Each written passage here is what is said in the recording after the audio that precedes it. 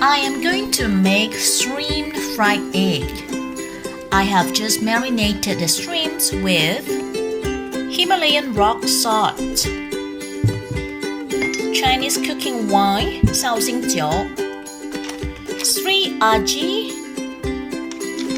This is very tasty, good for fried rice, fried mee hoon, etc. And this is a herb powder. I bought it in Taipei a few years ago when I was there to attend that 2-week Taiwanese culinary skills training, and also cornstarch.